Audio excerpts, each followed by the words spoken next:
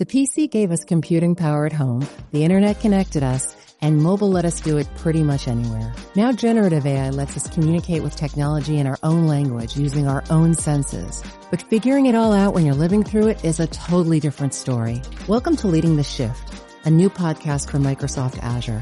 I'm your host, Susan Ettlinger. In each episode, leaders will share what they're learning to help you navigate all this change with confidence. Please join us. Listen and subscribe wherever you get your podcasts.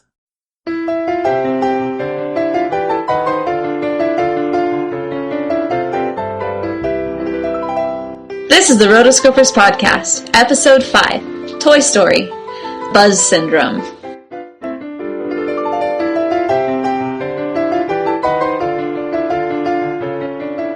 Today's podcast is brought to you by Audible.com. Get a free audiobook download at audibletrial.com/therotoscopers, the internet's leading provider of audiobooks with over 100,000 downloadable titles to choose from, across all types of literature and featuring audio versions of many New York Times bestsellers. For the listeners of the Rotoscopers podcast, Audible is offering a free audiobook download with a free 30-day trial to give you the opportunity to try out their service. A few audiobooks you might want to consider are Mary Norton's The Borrowers, which is what the film The Secret World of Arrietty is based off of, and also Dr. Seuss's The Lorax. If you like animation and you want to find out more about the story behind the film, you should go and check these out. When you do, make sure to sign up using the code TheRotoscopers. So, for a free audiobook, go to audibletrial.com/TheRotoscopers for your free audiobook. And we really appreciate anyone who helps support the podcast in this way. Welcome to the Rotoscopers podcast, a podcast for animation addicts. Disney, DreamWorks, Pixar, Don Bluth, and everything in between. I'm your host, Chelsea Robson, along with Morgan Burt, a Buzz Lightyear, no way! And Mason Smith. Reach for the skies. Okay, so how is everybody today? I'm fantastic. Never better. Okay, I just have to let everybody know, we have a cricket issue, so if you hear random chirping, it's because we have a visitor, and we can't get rid of him. So we're just going to go forward, so if you hear chirping in the background, I'm so sorry. I really am. We try not to be that boring, but, you know, we try. So what we're trying to do is, like, when Chelsea's talking, I go over and stand by the cricket so it'll be quiet, and then when it's my turn to talk again, I rush back, and then I start talking, and then in the middle of my talking, the cricket will go again, and so I run back over. It's a horrible, horrible situation. So we've just decided, whatever, you can chirp away. So that's how our night has been. Oh, man. It's been great. Well, I did homework last week. No, actually, I've actually watched a lot of animated films since the last time we recorded. Let's see. On YouTube, I watched Watership Down. Have y'all heard of that? I have not heard of that. No. It's a British animated film. It's from 1978. It's based on a book series, and it's about these rabbits that leave their burrow to go find kind of like their dream burrow. And the point of the movie is that it's really dark. Like, bunnies get killed and, like, torn apart by, like, predators and other bunnies, and it's really intense. And I watched it on YouTube, and so I would recommend checking out that movie.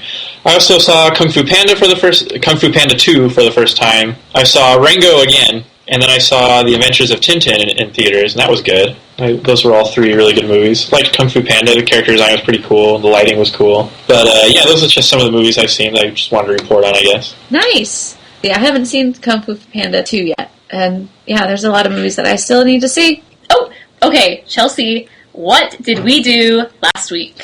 We had the best week. My dreams came true. You don't understand. And it wasn't Disney related. No, it wasn't not, Disney. Oh, not at all. Blasphemy. Well, you know what? It doesn't matter because this was even better. We had the fantastic opportunity to head on over to a neighboring city and visit our good friend Don Bluth. Woohoo! In his house and watch a nice, fun theater moment. Oh, it was fantastic. Yep. So I think we mentioned in the past episode, Don Bluth has a production company, a theater that he runs out of his home, and there is a full schedule and lineup of plays that he does, and he is the director-producer. Apparently he's been doing this for 7 years. And so we got to go, and in the process got to meet Don Bluth. Oh my gosh. So exciting. It was amazing. As we drove in, we parked in the driveway, and then we're walking up the walk, and his door is like popped open a little bit, and then the very first thing we see, a man, red shirt, off in the corner, and I'm thinking, oh my gosh, oh my gosh, oh my gosh, it's him, it's him, it's him, be cool. Yeah, because Don Bluth wears, like in all his pictures, or a lot of them, he's wearing red, like that's his color, and so I saw the red and I was like, oh my gosh, it's Don Bluth, he's right there, he's handing me my program, hi, thank you, okay. I am now the coolest kid in America. Yeah, it's really cool, it's in his house, and so his living room is converted to a stage. So he has this really big living room, and there's probably about 50 chairs. There's 2 rows on 3 sides of the house. And then on the 4th side, there's a big black backdrop, a stage, all the stage lights. So it was really exciting, and he had artwork all over the walls. That was my favorite part. And I was just sitting there staring, like, oh my gosh, this is fantastic. Random picture, random sketch drawing from Secret of Nim. Awesome! We saw the play Bullets Over Broadway, which was actually a Woody Allen film that they kind of converted. It was unique. They did a great job, too. Yeah, it was exciting. Okay, so we got to meet him, and it was really exciting. Chelsea had a mutual friend who's in the play, and then who knew us. So he introduced us to him afterwards, and it was just really funny because we didn't want to be like we are now, like totally geeking out, and we're like, of course we said we're really big fans, we have an animation podcast, we know all about you, which I don't know if was the best. He was very gracious. He was just like, whoa, what a compliment. Thank you. Yes, he did say that. So we announced it to some friends, and they looked at us like, who's that? Okay, great. I understand. And of course we had to be like, the guy who directed All Dogs Go to Heaven, Land Before Time, Anastasia, and everyone, okay, that is cool. That is cool. Okay, cool. It was an amazing experience. I'm going to write up a review and put it on the website so you can read it there. And if you were in Arizona, you have to go. It's really cheap. It's only like $20. Definitely very reasonable. And the acting was really good. Quite good. I thoroughly enjoyed myself. So if you would like to research more about this play or this theater, go to Don Bluth, frontrowtheater.com. It's a very long website, but it's pretty freaking cool.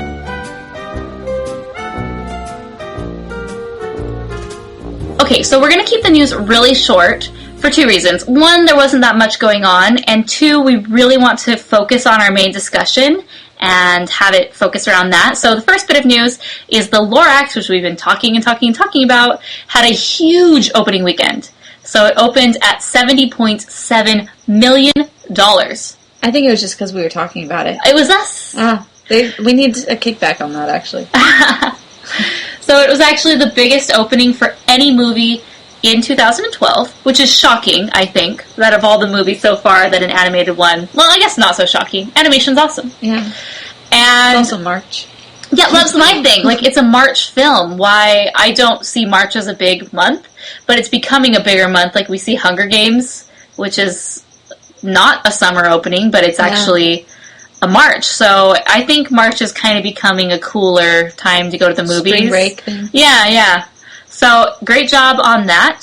So the next little bit, there was a Japanese movie trailer of Brave and movie poster released. So go to our website, therotoscopers.com, click on the news tab, and you can watch that. It actually reveals quite a bit more than the American trailer. It's a bit darker, so it's really awesome. Yeah, have you seen it?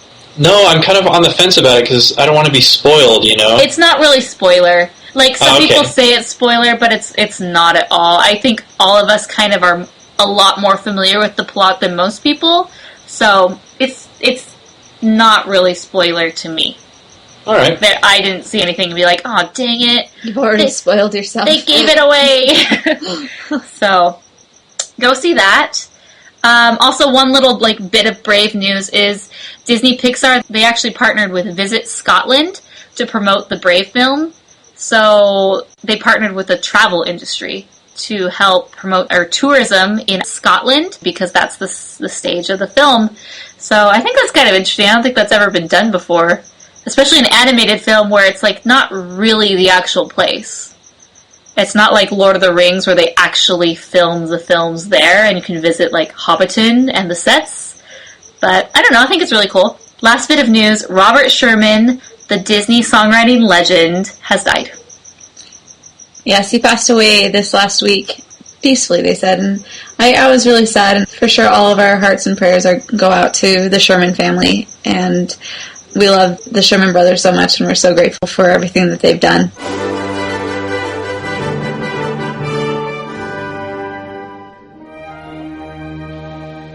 For our animation principle today, we decided to kind of scale it back and to go a bit more low-key. So we're not really doing a principle or a lesson. I call it the nerdy couch hour. Just a bunch of friends on the couch sitting there talking about nerdy stuff. Because that's what we did before we had a podcast. And so we kind of want to keep that chill vibe.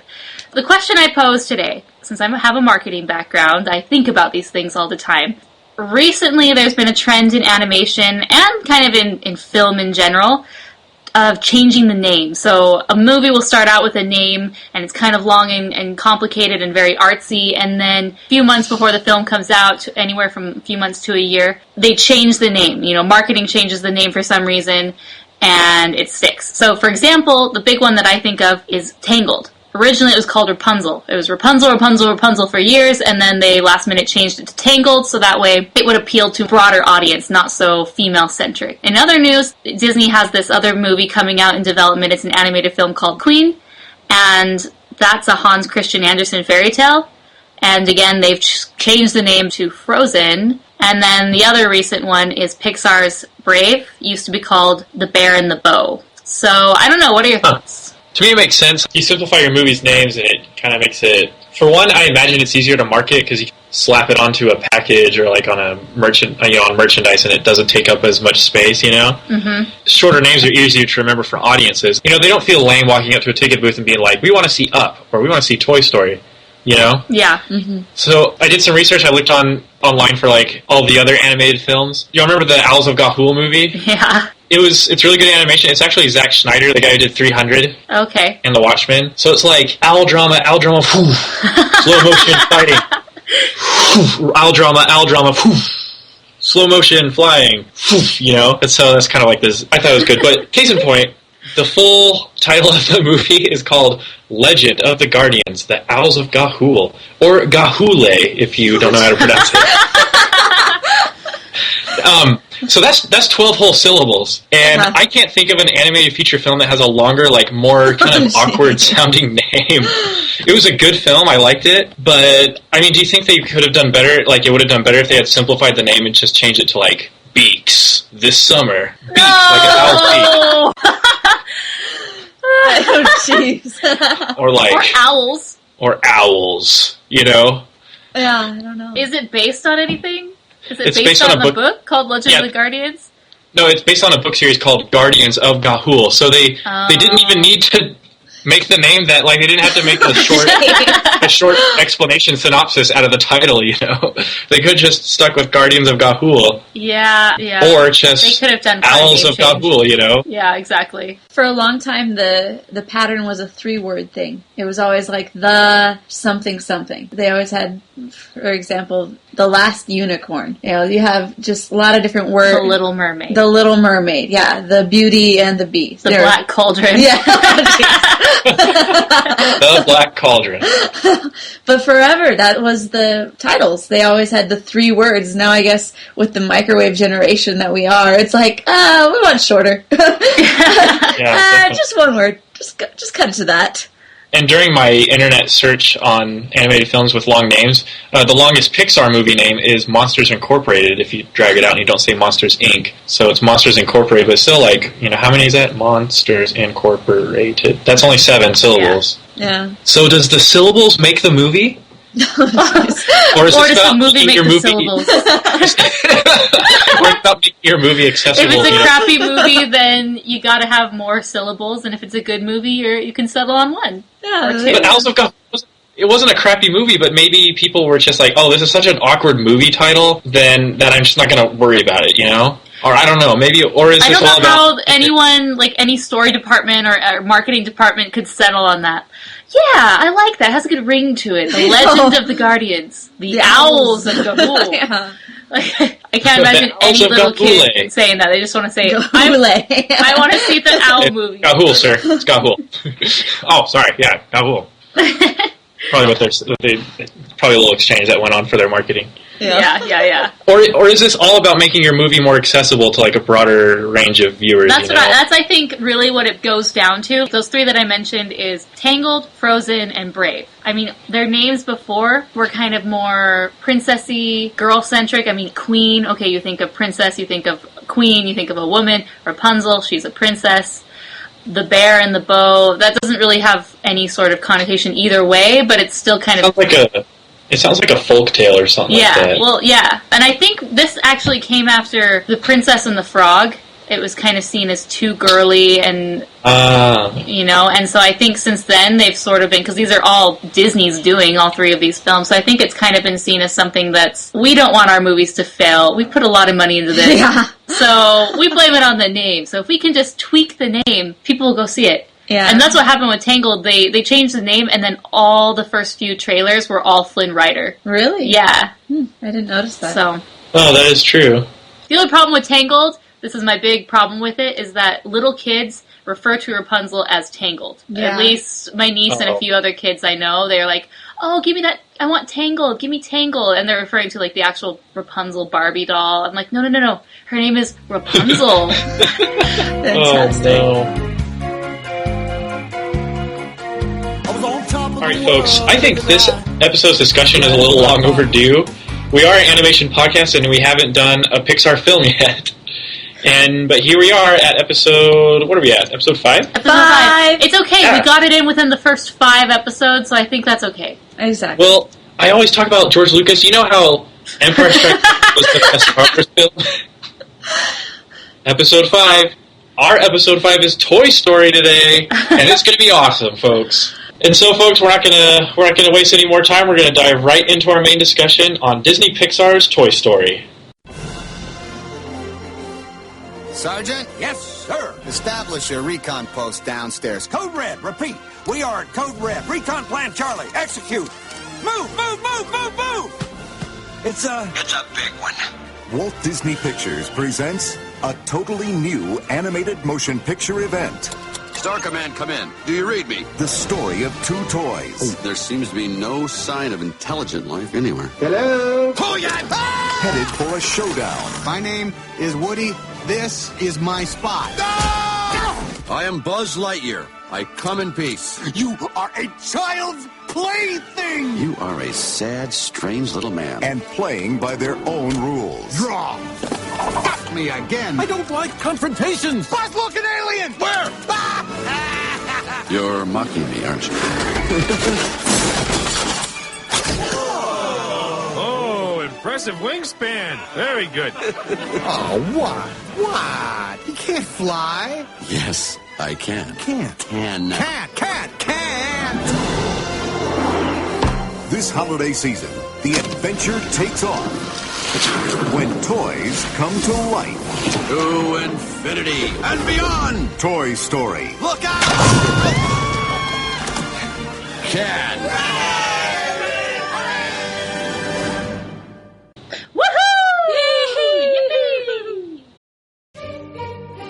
This episode is brought to you by Prime Video. In the small town of Holland, Michigan, nothing is ever what it seems. Behind the tulip festivals and pretty houses lay dark secrets that threaten to tear a marriage apart. Nicole Kidman stars in this darkly twisted thriller about a wife and mother whose quest to uncover her husband's secrets may get her more than she bargained for. Holland, streaming on Prime Video, March 27th. Y'all sound like those bunny greeting cards you like open and it's like, it's your birthday! Toy Story arrived in theaters in the year 1995. I was 7 years old when this movie came out. I was 9. 9. And I still remember it like it was yesterday. Oh, I loved this movie when it came out. Seriously, I freaking love Toy Story. Like, I can't stress enough how much I'm in love with this movie and like so how awesome. Big a part of it was for my childhood. When I was a kid, like I have a huge imagination and I played with toys a lot when I was a kid. I'm pretty sure I saw this movie more times in theaters when I was 7 than I saw The Dark Knight when I was like 20. Really? I'm pretty sure I dragged my mom to the theaters to like see it like a bunch of times. And here's my reason, because after a while, I was able to quote the entire movie from start to finish. I actually remember sitting down during a family vacation, and me and my cousin quoted the entire movie. Whoa! I'm not ashamed to say it. Was that, okay, you could quote the whole movie pre its release on VHS or after? That's the thing, I can't remember. Honestly, can't remember. That's okay. The fact you can quote it is amazing. Yeah. I personally believe that every single line in this movie is quotable. It really is. That's fantastic. And I love to quote quotes in everyday situations. Disney quotes and animation quotes are applicable to everything, so this one comes up a lot. They've got a lot of one-liners in here. Yeah, seriously, folks, strap yourselves in, because you're going to hear a lot of quotes in this discussion from us. I found my moving buddy. There we go, first one. I'm just a couple of blocks away. Seriously, man. Punny. I know, I didn't get that until like later years. I was like, what? So I remember this being a huge thing. Me and my best friend, who, we would go to each other's houses and just like play with Legos or play with like action figures all day. We still quote this movie. Nice. It's a great one. Are you serious? And when I was a kid, I didn't even get the whole significance of the film. Like, I didn't understand the whole concept of it being 3D animated, and it was the first full-length, computer animated feature film. I mean, they had stuff that was all computer animated beforehand. Like, do you remember the Reboot cartoon series? I don't know. We used to watch it on Saturday morning. My dad's listening to this podcast. He'll be like, yes, I remember, because me and Dad used to watch it all the time. You and your dad share a lot of experiences revolving around animation. Hey, seriously, yeah. Yay, Dad! Yay, Dad. Well, okay, here's the deal. I actually owe my dad a lot with this, because when we were starting to get interested in BYU and stuff, and my sister started going there, he was the one who would always mention BYU animation to me and be like, hey son, you really ought to get into BYU and get into that animation program. And I'd be like, no, I don't know, no. About a year and a half ago, I was home and applying to BYU, and I was like, I don't really know if I want to be a visual arts major. I looked at the course load for BYU Animation's program, and it was like storyboarding, and it was like visual effects, and character design, and history of animation, all the stuff that I've always liked to do as a kid. And so I just had an epiphany. I was in my living room, I turned around the computer, and I was like, you know what, Dad, I think I'm going to apply to BYU Animation. And he looks at me, he's like, oh, really, son? I've heard they got a great program, and I've been saying this to you for like 5 years.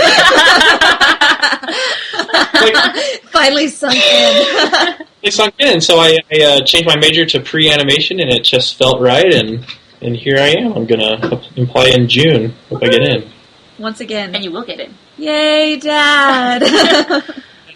And so I didn't get the whole significance of Toy Story. And no, yeah. So going along with how you said you didn't notice kind of the things with animation, same thing with me. This movie was released in 1995. It's now 2012, so it's been 17 years since this movie came out. That's so long. I know. Why did you say No. that? Okay. It never happened. Oh my gosh. But so this was the first full-length feature animated film, like Mason said. And so, obviously, things have improved and gotten better since then. I hadn't watched Toy Story for a few years, but when I watched Toy Story 3, I didn't look at it and think, wow, this is so much better than the original. Like, it was just kind of slight modifications and improvements that have evolved over the years that I didn't notice it. But then going back and watching the original, and it is really bare bones on what it is. I was particularly watching, like, clothes and background pieces, and, like, they are simple. There's not much to them. There's not many wrinkles. We talked about this in one episode before. That's why they picked this movie. They picked plastic things that weren't complicated, and then a few people,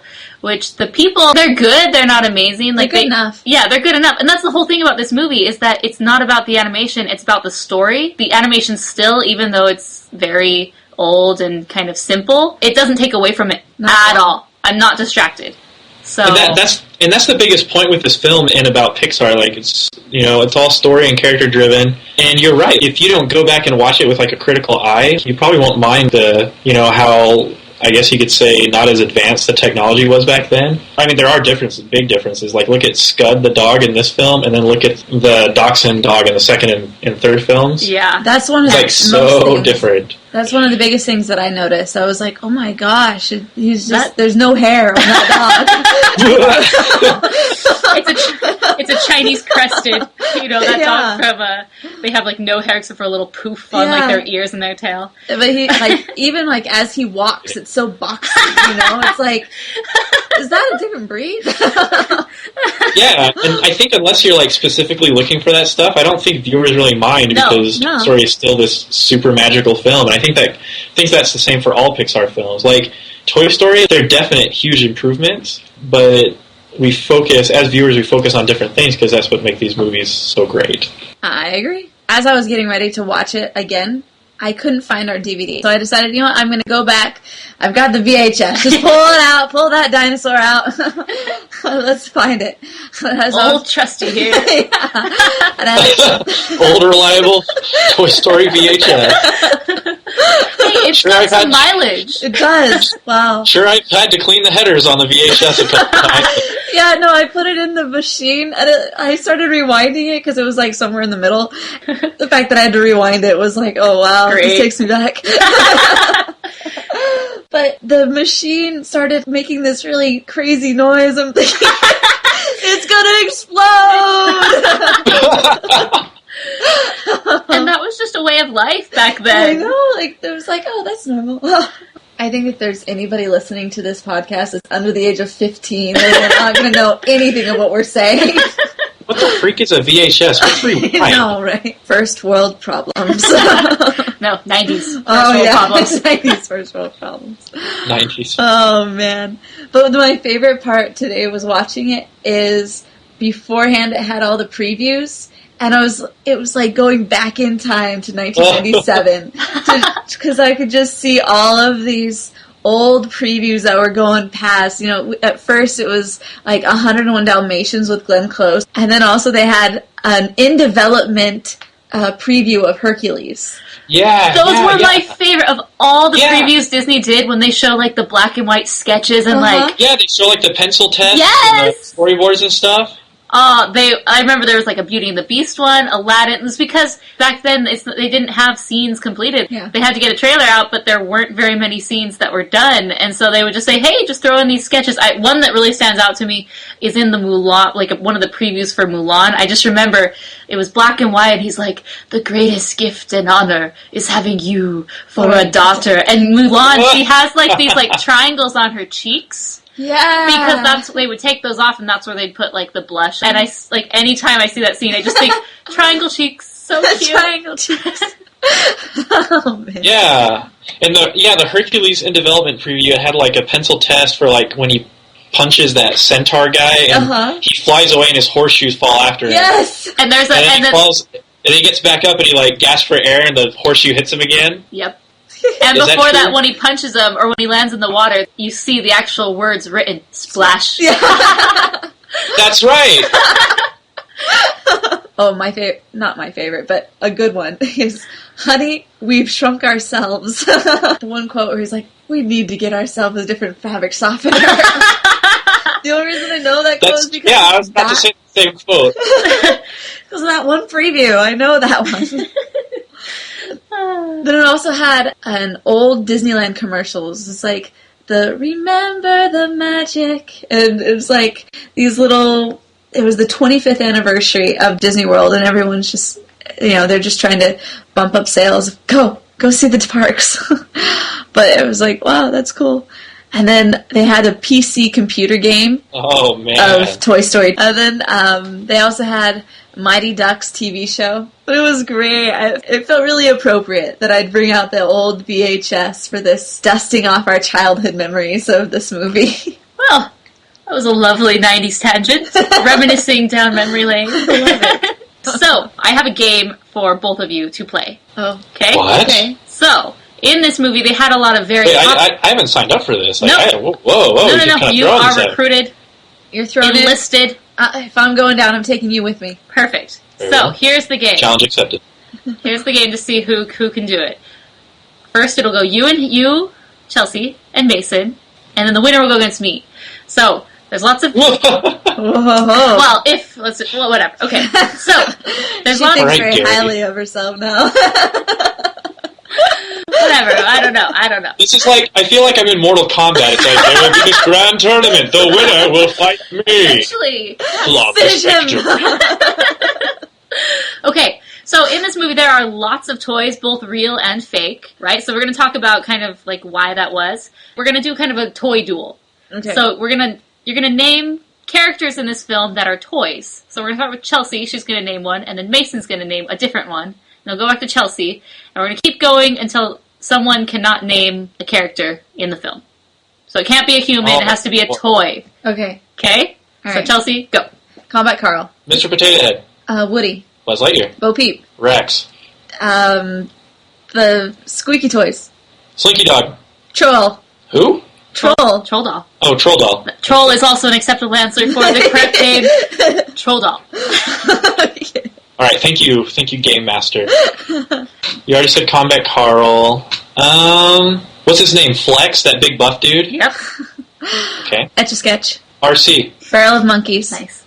Roller Bob. He was one of the misfit toys in Excellent.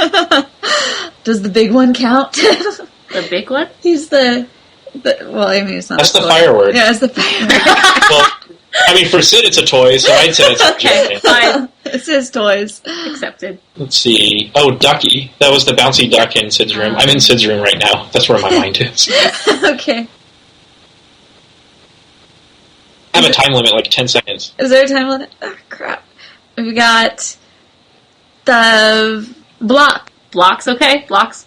The Those are building toys. blocks? Okay. Yes, building blocks. There's Lenny. He's the binoculars guy that Yes, walks. he is. Oh, yes. Are you applying the time limit, Morgan? You're lucky about this. I know, right? I had 5, 4, mashed potato. 3, 2. Finish him! Oh, okay, so I'll take off where she went off. Legs. We're getting close. Oh, shoot. Oh, you just said legs, didn't you? Babyface. Official name of that, like, what is it? He was like a connector set or something. Yeah. Okay, this is kind of a joke one, but Mrs. Nesbit. Hey, I don't know about that. Okay, I'll take Sally one. doll. Sally. Hey, you took it from me. Sarge, I got it. Sarge. Oh, gosh. Mr. Spell. Oh, I was about to say that. No, You're welcome. No, he was in the second. You're welcome. Oh, yeah. Lousy try, Brian. Draw that man in a chicken suit. Okay, shoot. I'm gonna get a toys. Oh, I have to name them or I have to identify them? Name them. Shoot. I promise I'm not going on IMDb for Don't we this. call it a draw? No, it's like in Pokemon, there are no draws. Although I think I'm gonna lose, so I might declare as a draw. Oh, shoot, Morgan. No, you know, the beeping noise really makes everything worse. That's your countdown. Emperor Zurg is alluded to, but it doesn't appear in the film. Okay, and I say Mrs. Potato Head. Dang it. She was also alluded to. Also alluded to. She was just in a different room. mentioned in Mrs. In. Oh, I got a shade.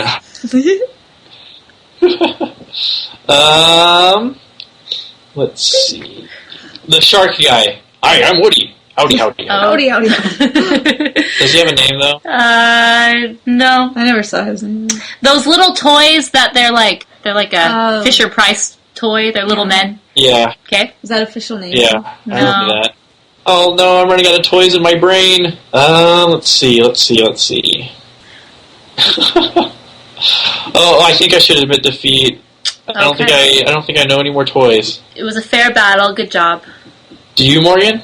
Well, Battleship, which is a game, but also the Pixar ball. I don't know if that's necessarily a toy, but... Wait, I got another one. Too late! Oh, I was going to say the sheep that Bo Peep owned. Oh, yes, those are good.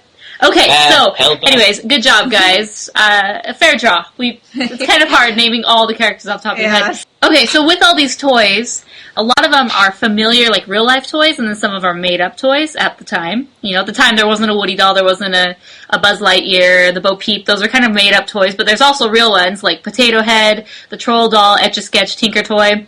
So, there's a ton of real-life toys out there. Actually, Barbie was supposed to be in the film. She was supposed to be Woody's girlfriend, but Mattel said no, and so they invented the character of Bo Peep. And so obviously, after the movie came out and Mattel saw how the sales of all those other real-life toys like skyrocketed, they were very anxious to have Barbie in Toy Story 2. Why wouldn't they put it in the first place, I have no idea. It's a movie about toys. That's what they do. I know, and it's not even like they're in a bad situation. Like, it's not like they did, like, you know, they portrayed Barbie in a negative light. Right. For example, the Combat Carl was supposed to be a G.I. Joe doll. But then when they found out the way it was being portrayed, it was going to be blown up, they changed. They were like, no, you can't do that to G.I. Joe. Right. And so then they had... That's understandable. That one's okay, but Barbie... I mean, if you look at Barbie in 2 and 3, she's great. Yeah. She's hilarious. Oh, well. Oh my gosh, that's funny. Okay, so we keep mentioning Combat Carl. Like, my best friend Joey, we would like... We've always been hanging out. We've been like best friends since we were 3. He's got a little brother named Carl. And I would go over to his house and like Carl would like walk by, or we'd like see him in his room and we'd both go, "Oh, it's a Combat Carl." That's great. I'm actually really glad that they put in Bo Peep, because one, I really liked her. It fit with Woody, I believe. Because Barbie with anyone else besides Ken would just be weird. Mm-hmm, true. And so putting Bo in there, you know, she's got sheep and she's a sheep herder and he's a cowboy. It kind of mixes. It's good. But one of my favorite quotes is when she's like, goes up to him, she's like, "So, why don't I get someone else to watch the sheep tonight?" And he's just like, oh. That's so funny. Okay, I have a conundrum about Bo. So she's this porcelain figurine, right? And then because that's why how do we know that she's... She is. That's what I read online, that she's like this porcelain doll. Like a figurine. Like, kind of like the ones that, like, I have like Disney porcelain figurines that you don't play with. Yeah. They stay on the shelf. Like, they don't move, they don't have arms that move. And if you look at her skin, it's really glossy and has like a sheen to it compared to Woody, who's plastic. So they kind of tried to convey that. I always thought she was part of like the lamp. Because you see that one when Andy comes in, she's standing there on the lamp pedestal that has like green grass. So I always thought she was like part of the fancy lamp collection. So is she a porcelain doll that's sitting on the lamp? Or is she part of a lamp? Or is she just both? Well, I never noticed that. I'm going to have to go back and watch that just to... Yeah, I never really considered her as like a porcelain piece, you know? But she is. All right, I trust you. Well, go back and watch, and now you're like, okay. And why, if that's the case, why would Andy be playing with her? Well, maybe he just grabbed her off of a home decoration because, you know, when he needed a female character, you know, when he was playing. Yeah, true. Desperate. Bo Peep just kind of filled that role. If she's porcelain, what are the sheep made out of? I think they're porcelain, too. I think it's like a set. But I don't know. Don't quote me on this. Interesting. All right. Maybe he just likes collecting collectible lamps, okay? No, it's because he shares a room with Molly.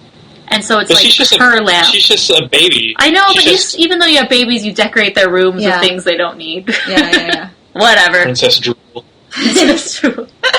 Ages 3 and up. It's on my box. 3 and up. Don Rickles, man. He is an amazing man. What are you looking at, you hockey puck? The hockey puck. The hockey puck is like reused animation. It has the arms of Mr. Potato Head and the legs of like that buff guy, I think. So, because they had like a really limited budget, not limited, but they had to cut corners when they could. So it's just funny that they kind of like, we already made some arms, didn't we? Okay, stick them on that puck. That makes sense. Oh man, you mentioned the hockey puck. Now I'm thinking about that game we were playing. Dang it.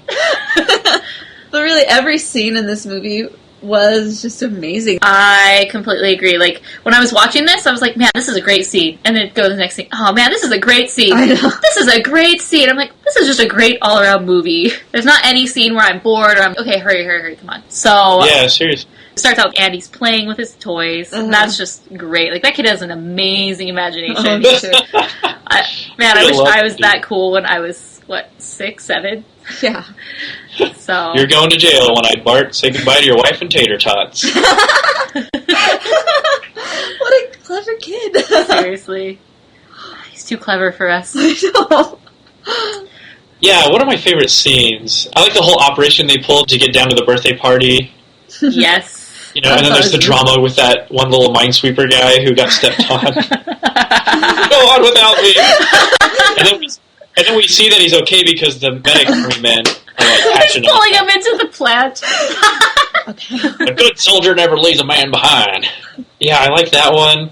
I like all the funny stuff where they're like freaking out with all the packages that are coming in, and then Slinky Dog's like, "Wait, there's a nice little one over there," and it turns and it's just like a elongated giant package, and they're like, "Oh!"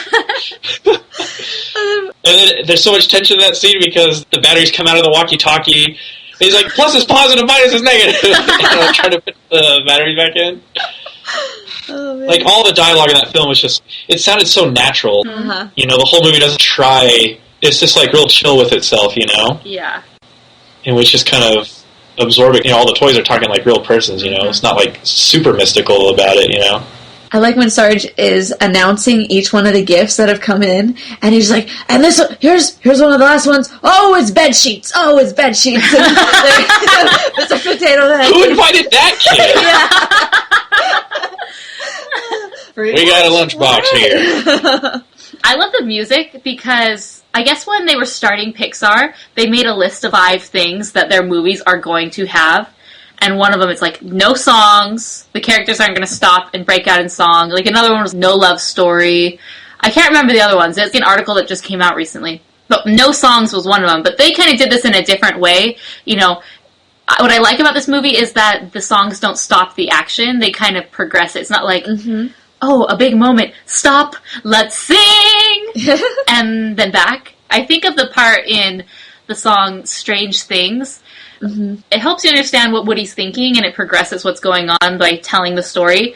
His room's changing, he's getting the Buzz Lightyear sheets, he's getting the Buzz Lightyear poster. But with that song, I really love the background singers in that. Have you ever noticed they're like these background singers?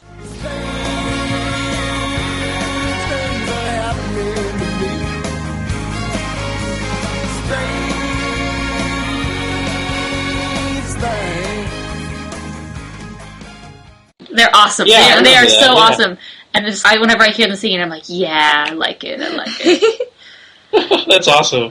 I love that about Pixar, that they don't like stop and sing, and you're like, wait, stop. There goes Buzz Lightyear with his laser like always. You know, it's nothing like that, you know. There's no, oh, Woody love song by Bo Peep, you know. Yeah. What if it was a musical and Sid Phillips had like a villain song? Poor unfortunate toys. In pain. In need. This one's a pterodactyl and this one is a girl's doll. And do I combine them? Yes, I do. I do. Oh, next project. Your voice box. Oh my gosh. A mashup of, yes. All of Disney songs too. This Toy Story video, that's hilarious.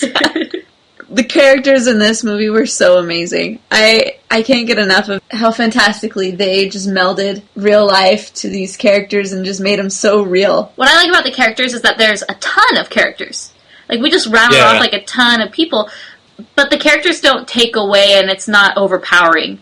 I feel every character, every toy has its place. They have their role, and it's a community and a family. I like it a lot. What was the movie? Weren't we talking about a movie recently where there's too many characters going on? Oh, Rockadoodle. Like, there were all those background characters, and they weren't really fleshed out or defined. Yeah. Here's the Barnyard Gang, here's a few over here and here and here. Every single one of these characters is super memorable. And I don't know if that's just because we have 2 or 3 movies to develop them more, but even that, I think... in the first one, you know them so well. I think also because we've already played with these toys. True. Okay, so this is something really stupid that I never put 2 and 2 together before. The voice of Rex is by a guy named Wallace Shawn. He was in The Princess Bride. He was also the boss in The Incredibles. And he's also in a Goofy movie. He's the principal. Yes. Principal Mazer. Oh, yeah, he is. He is the principal. Wait, how can I not waste my summer vacation? That guy.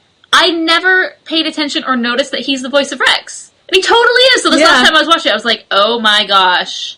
It's him. Principal Mazer. It's him.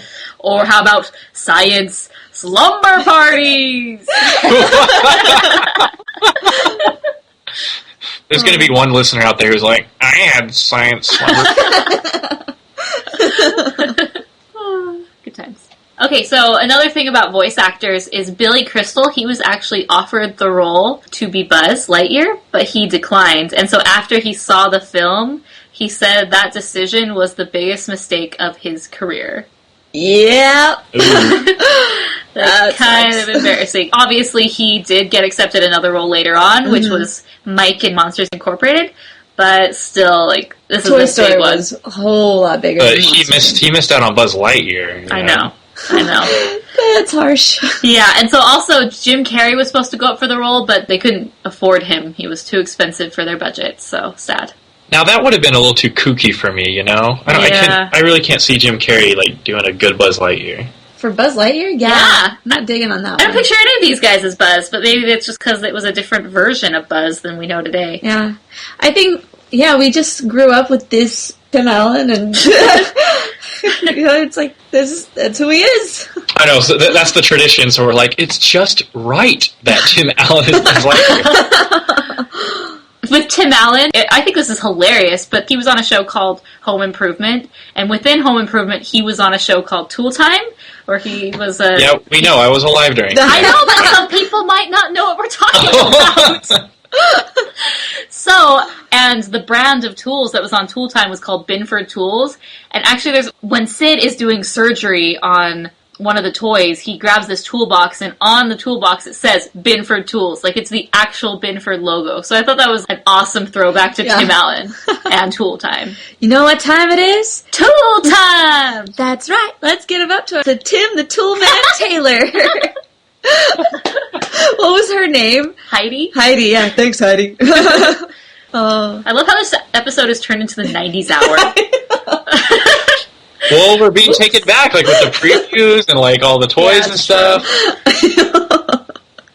The 90s hour. I also like the moment when Buzz realizes that he's not a toy. That was one of the greatest moments. I mean, it was really so sad, because you feel it for him. Aww. Yeah. I don't know. I think it's pretty sentimental, and because there's that one moment where he's watching the commercial for the Buzz toy, and it's showing the features of the toy, and then they show a feature, and he looks at it on himself. They show a feature, he pushes the button, and it's just this dawning that, oh my gosh, they were right. I'm a toy. I'm not a space ranger. And then the last nail in the coffin is not a flying toy. I know. And so he's like, he kind of has this moment of inspiration. No, I'm going to test this out. I am Buzz Lightyear. I am the real one. They can't take me down. And so he gets essentially on the stair rail and sticks his arms out and dramatically flies and falls. And I will go sailing no more. It's really sad. It's so sad. Kelsey, you're going to make me cry. Because the camera pans up and his wings have sprawled out and they're just blinking. And he's missing an arm. He totally, he closes his eyes as if he were to die, and then he opens his eyes again. And he's just because he's the dead toy. Yeah. Oh, no. I know, what a big, fall from grace moment in the film. Because it's like, we know all along, it's like, why doesn't he come to reality? But at the same time, it's like, it's Buzz Lightyear, you know? He thinks he's a space ranger. Now what does he think? Nothing. Years of academy training wasted. The script really is amazing. Like what we said, from the friendly even banter, even to the plot points, all along the way, it is relatable to all ages. It gets you. Pixar, they have ways of just making you feel really, really in with these characters. Mm-hmm. Yeah. What is it about Pixar? Pixar humor is something apart. Well, it's not just the humor, but the whole Pixar movie experience. It stands so far apart from all the other studios out there, and I don't know. It's hard for me to put it into words, but Pixar humor is it's a little edgy sometimes, but that's what makes it fun for all ages, you know? parents love these films too. Super witty and good-natured. But yeah, it's hard to put into words like how Pixar stands apart, but it's just different. I think one main reason is like what Morgan was talking about, that list of things that they were never going to do. Every movie that has ever come out, there's always a love interest, a love story. It always ends with that is the main focus of the story, it seems. But Pixar, they haven't done that. You think of Finding Nemo, all these, just every movie that they've done has nothing to do with that. It's normal relationships that don't have the surreal feeling of falling in love, but it is the day-to-day life of, man, what did you do that for? You're my friend, Yeah. It's cool. They do a great job. One thing I absolutely love about this movie is Pizza Planet! Yeah! Oh man, Pizza Planet. I wish that was a real place. I know at Disney World, Me too. there is a Pizza Planet at Disney World. Really? But not at Disneyland, and it really bothers me, because at Disneyland, in Tomorrowland, like, the futuristic hub of Disneyland, they don't have a Pizza Planet. They have something called Red Rockets. And I personally have a big problem with that name. But, yeah, that sounds like futuristic Red Robin, and believe me, we do not need Red Robin burgers in our future. Oh my gosh. Well, the thing is, because originally there was this other guy who owned, like, this pizza shop in the Midwest called Pizza Planet, so there was this big, like, lawsuit. But when Pixar came out, they copyrighted the phrase Pizza Planet and the term. And so even though this guy had his pizza shop since the 70s, Disney and all their manpower won. Oh my god. And so, but even then, you own the name. Why haven't you changed it? You know how cool, like, even though I'm 25, I would love to walk in there and have those robotic guards say, "Welcome to Pizza Planet. I know! You are permitted to enter." Yes, yes, yes! You are clear to enter. Hurry! That's so true. Mom, can I play Black Hole? Please, please, please. I like how he's, like, explaining it to his mom, and he's like, this and this and this, and then the universe explodes, And his mom's just like, okay, yeah, alright. That's how my mom was at Mr. Daddy's Pizza. She'd be like, alright, here's 20 tokens, just knock yourself out. Just go. I've been eating crappy pizza and watching horrible cartoons for the past hour. While we're talking about Pizza Planet, I absolutely love the Pizza Planet truck driver. The Pizza Planet truck is classic. Yeah, yo. Yeah, yo. They put that so they didn't have to tell Toyota. Well, no, actually, there was, you think it's a Toyota truck, right? But then in the second movie, they're talking, it's like a 1983 Gyoza or something. And so that's a way to kind of work around potential lawsuits. Oh, yeah. Oh, jeez. That's funny. Hey, seriously, Daddy's getting this kind of fuel mileage.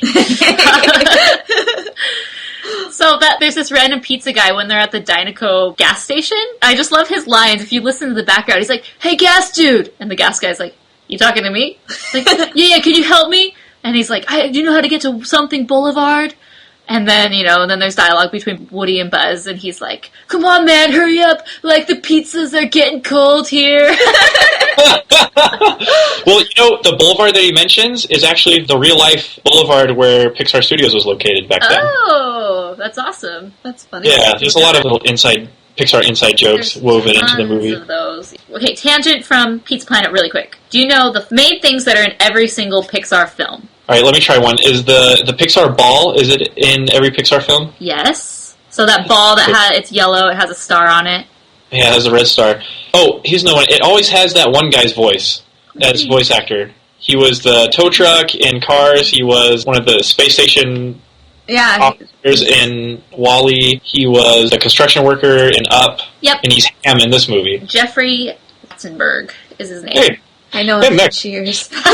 He's on that show. He's on 8 Simple Rules for Dating My Teenage Daughter. Yep. They're like super conservative. He is considered their lucky charm. So they've kept him in every film. How did they decide that he was their lucky charm? I don't know, just because they just happened to hire... He was in A Bug's Life just coincidentally, and then obviously Toy Story 3 came next, and then by that point, all of their movies have been blockbusters, and so they kind of decided, okay...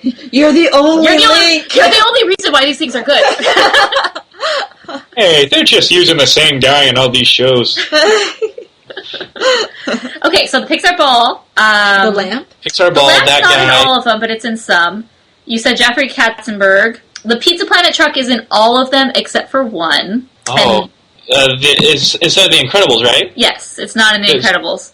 I don't know why. I think time period then? No, because it's going to be in Brave. Seriously? Yeah. How? They said it's in the witch's hut or something. Oh, jeez. I don't know how, but anyways, I think honestly they forgot. Yeah. But whatever. Wait a second. How is it going to be in Brave?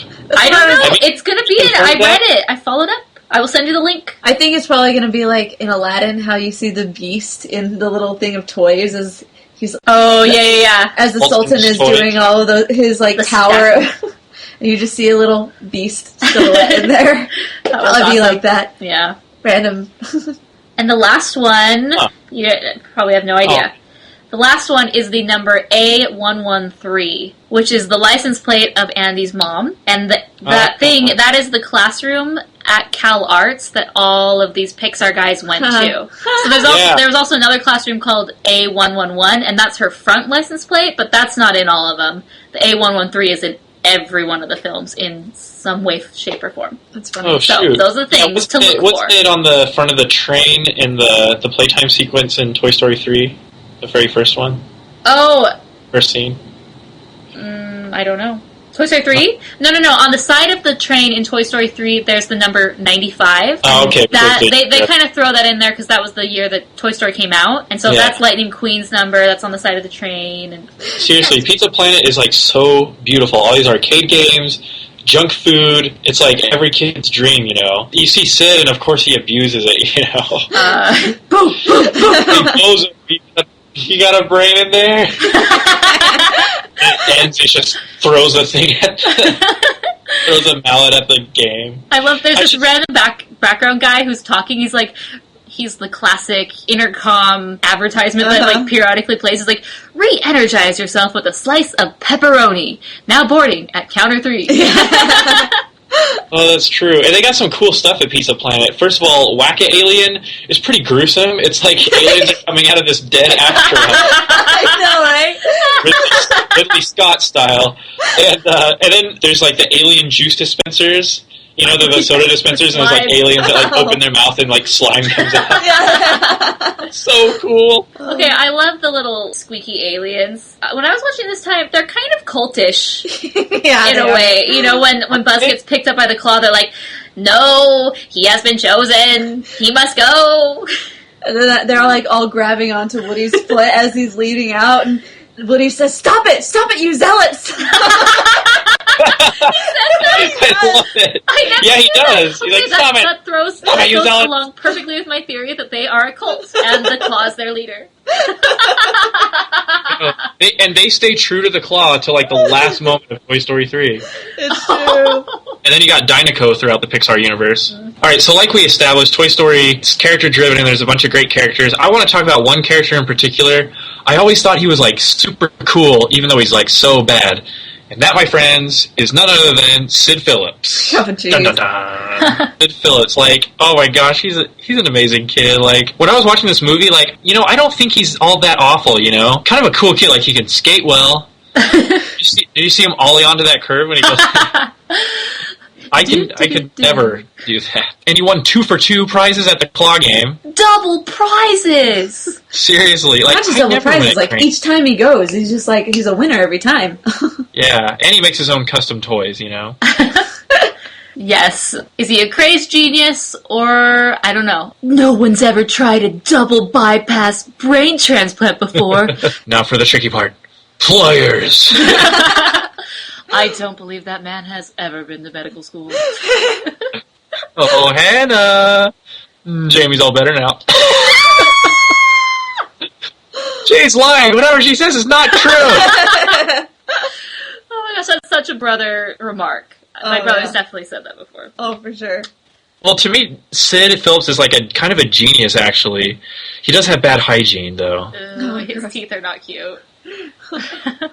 No, he has braces. Can't help it. You know how, like, the genius kids are the ones who always are really bad in school? Like, they're not being challenged. They have to find another outlet. I think his other outlets are destroying things and misbehaving. I don't know. Yeah, what does he do? He tortures toys just for fun. Here's the deal with, like, when I was a kid, I was such an Andy kid. When I was young, I was so not a Sid. I was watching Sid's behavior in this film. I couldn't help but think, like, what? He sleeps in his blue jeans? Why isn't he in his PJs, you know? And he gets away with a lot of things that I was like, oh, he is bad, you know, like blowing up toys with your fireworks. And I don't know about you guys, but I never ate Pop-Tarts for breakfast. There was like a ban on them in my house. But yeah, like the whole Pop-Tarts things, I was like, ooh, appalling.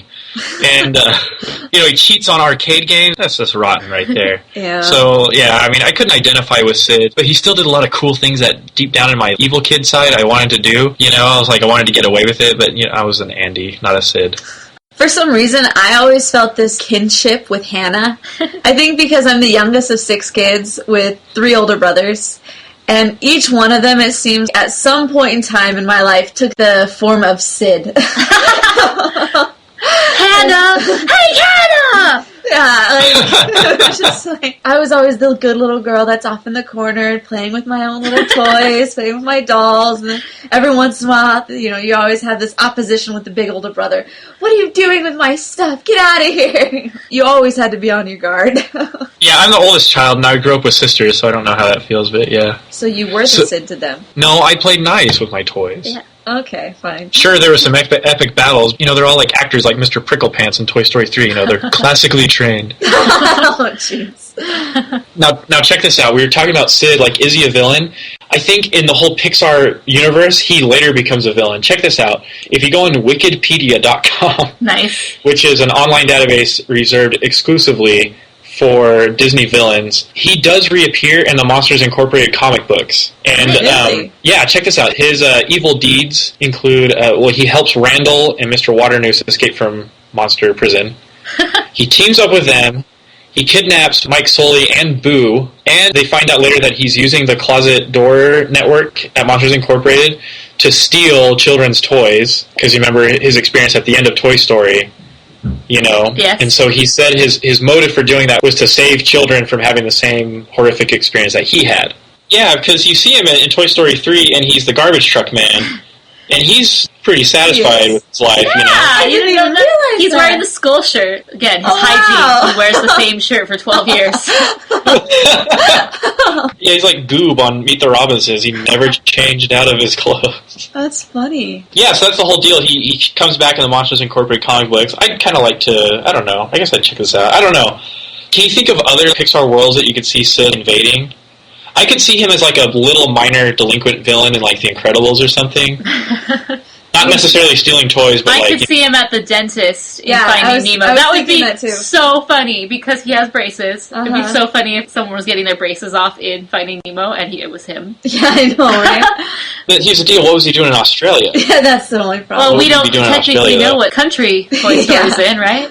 It's true. Maybe his family moved. No biggie. All right. So I have another conundrum, guys. Been thinking long and hard about this. So Buzz, he doesn't realize he's a toy. So are all toys, quote-unquote, born with this Buzz syndrome? Meaning they don't realize that they're a toy and they have to learn and grow and accept that they are a toy? Or do they realize that they're a toy from the get-go and Buzz was just a lunatic? Because if that were the case, you think that the Toy Story Andy's toy gang would have gone through this before. Every new toy that comes in, guys have been indoctrinated, we have to clear that out, teach them our ways, help them understand. Well, you know, I'm thinking back to Toy Story 2. I think it's just all the Buzz Lightyears have this Buzz syndrome. Maybe it's just something in their wiring.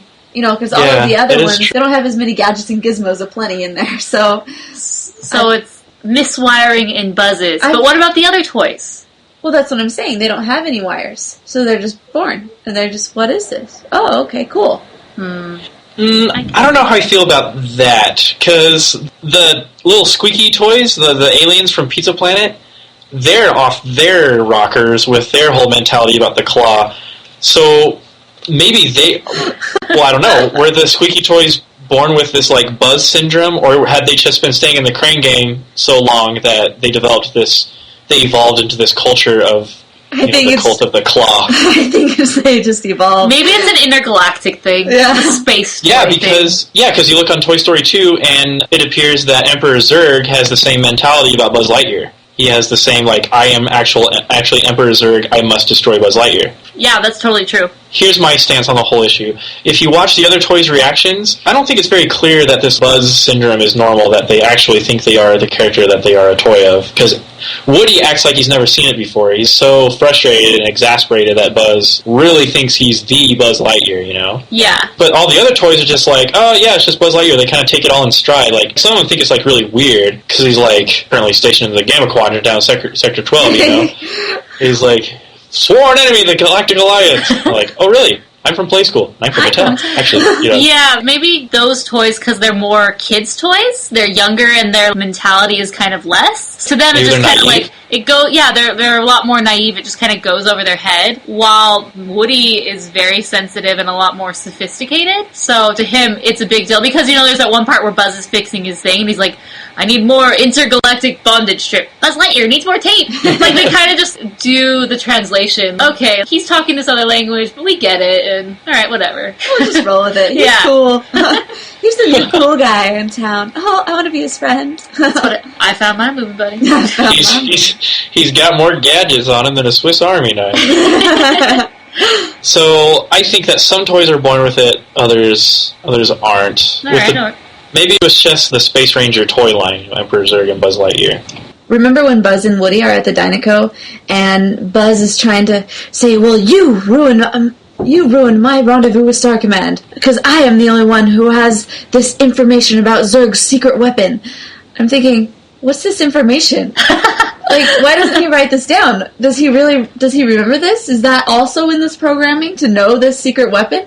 I think so. That's awesome. And the better question is, what is the secret weapon? Yeah, and why didn't he use it in number 2? Exactly. Well, all we know is that it's poised at the edge of the galaxy with enough destructive power to annihilate an entire planet! So it's kind of like a Death Star-ish. Star Wars. In that case, we already know the weakness. A small exhaust port. Only 2 meters across. 2 meters across? That's impossible. It's not impossible. Me and Biggs used to zap Womper rats on our T-16s back home. Alright, that's just super nerdish. Okay, so my last question is about batteries for toys. So, the very end scene, they're on RC, and RC runs out of batteries, and he's dying, and so he stops working. So, my question is, do these toys in the Toy Story universe, do they need power sources or batteries to exist? So if the batteries die, they essentially turn off and die? Or can they live without their batteries and move around? I don't think they die, but they definitely, like RC, he goes down. Yeah. I'm trying to think if, anyone else... I don't know. I just thought it was funny. He died and he couldn't work anymore. But, at the same time, none of the other ones have batteries, like Woody. He doesn't have a power source, but he just, when time comes, he stands up and walks around. I don't know. Kind of a stupid question, but... Well, let's see. In Toy Story 3, they mess with Buzz's electrical components, and they switch him to demo mode and then Spanish mode. True. And so there is a connection, I think. Alright, so last little bit, we've kind of done a little bit of trivia, but do you guys know what Woody's last name is? Guthrie. No. No, I don't know this. I didn't even know he had a last name. Apparently his name is Woody Pride. Pride? Yeah, Pride. Where'd you get that? I got it off... Can you cite your sources? Pixar Wikia. So pixar.wikia.com. Look under Woody. Are you sure that this isn't just some geek in his basement deciding to give him a name? I trust pixarwikia.com. Okay. Well, the nerds are normally right, so I would trust them too. Do you know Sid's last name? I think we know this, but... Phillips. Uh-huh. Yep. What's Andy's last name? Davis. Okay, here's one. What was one of the early working titles for the film? And I'll give you a hint. It's one of Woody's lines in Toy Story. I know it. I can't tell you. I don't know. You are a toy! Yep. There we go. I love it. You are a child plaything! You are a sad, strange little man. Yep. Very well. And he gives him the... What is it? I don't know what race in Star Trek does that thing with the 2... Yeah, the Vulcan sign of fellowship. That's so awesome. I remember the part where Woody is looking out from Sid's bedroom into Andy's bedroom. You have Potato Head and the pig. They're playing Battleship, and they look over, and he's like, hey guys! And he looks over, and he says, son of a building block! It's Woody! There's so many lines in here that I had no idea existed for so long, and as I'm watching them today, I'm like, that is funny. I never got that. Like, there's one part where Buzz is looking at the two dolls without heads. Yeah. He's like, while I'm sitting here having tea with Marie Antoinette and her sister. Oh, really? Yeah. Or something like this movie One is minute so you're good. defending the whole galaxy, and suddenly you find yourself sucking down Darjeeling with Marie Antoinette and her sister. And they just wave. Hi! Isn't one of them like missing a head? Yeah. Both of them are. That's why it's Marie Antoinette. She was beheaded. Oh, shoot. Oh, that's right. Okay. Yeah. Nice. Okay, every part of this movie is great. So, if you were going to rate it, what would you rate it? Straight 5 stars for me. I'd have to say 5 stars as well. There's no doubt in my mind that this is one of Pixar's greatest movies. It has 100% rating on Rotten Tomatoes, along with the second one, and the third Holy one cow. only has 99. Really? I don't know. There might be like one jaded critic who was like, why 3? Why 3? Whatever. This is one of my top 10 favorite movies of all time, animated or not. Yeah. It's just a great movie all around. They use the medium well. It stands the test of time. The characters are great. The story's great. It is a near perfect movie in my mind. 5 stars. Yeah, I give it 5 stars also. Seriously, it's one of my favorite movies of all time, and I think it's one of the coolest animated films out there because, you know, it was the big one, the first one, and it stood the test of time, and man, I just love this film. So yeah, 5 stars. I couldn't see myself giving it any less than 5. Okay, perfect. So that's the end of that chapter.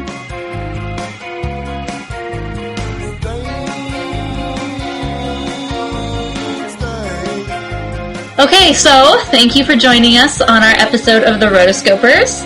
You can find us all over the web. We're all over the place. You can go to our website, therotoscopers.com. You can find us on iTunes. You can subscribe to our podcast there. You can go to the website and directly download the podcast. Also, we have a Twitter and Facebook, and also a Tumblr. And what we do with the Tumblr is every week for the movie that we're doing, I post the concept art for that film. There's just tons and tons of concept art from the past films that we've done. So next movie, you'll be able to figure out what we're doing before we even announce it because that artwork will start showing. So follow us on Tumblr. We're therotoscopers.tumblr.com. Also, any emails or questions or comments, whatever, just send us an email at therotoscopers@gmail.com. Well, then that's all. I mean, we've pretty much said it all in our Toy Story discussion, which is fabulous. So until then, we're the Rotoscopers.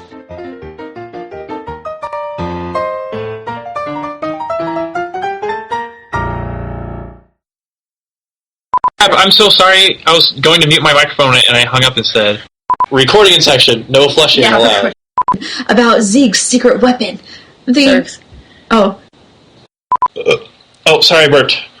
I don't know. Yeah, you know. The Lego table. That's so true. Dude, I was like a shareholder of the Lego table in my school. Okay. You got the stupid cricket going. What is that cricket doing? Jiminy, get out of here! Cricket is going. Ah, frickin' thing! You can leave. I'll go manage the cricket. Go stand guard at the cricket. He's looking over from Sid's house into Andy's room. Go get the cricket.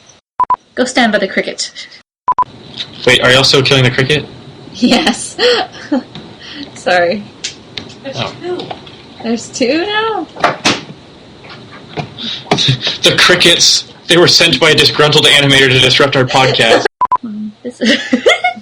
This is the Rotoscopers podcast, episode 5. Yeah. We have people talking in the background. I feel like one of those, like, really nerdy people. Oy vey, first it's the crickets, then it's the people, hey, Mom, then it's the toilet. Can you be quiet? No, it's like the little kid in the other room trying to be all sophisticated and, Mom, be quiet!